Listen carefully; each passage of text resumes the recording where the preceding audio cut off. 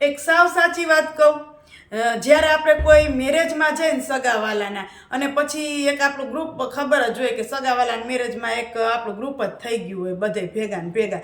પણ જ્યારે જમવાનું થાય ને ટાઈમ એટલે આપણે બધા ભેગા જમતા હોય ને એટલે આપણા ભેગા જે બધા ગ્રુપમાં જમતા હોય ને એ શું કે ખબર આપણને, એ કે ઓછું ખા, હું હવે કાંઈ દેખું કે ન દેખું, જાડી થઈ જઈશ એમ કે. ખબર છે ને તમને? એવો અનુભવ તમને થયો જશે.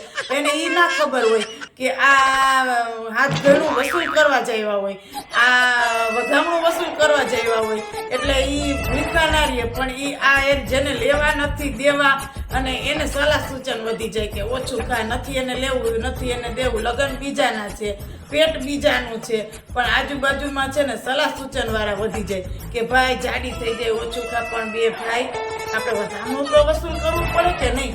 આટલું 500 રૂપિયા વધામણું કર્યું હોય ને તમે 100 રૂપિયા જેટલું જ ખાઈને આવો તો એ થોડુંક હાલે.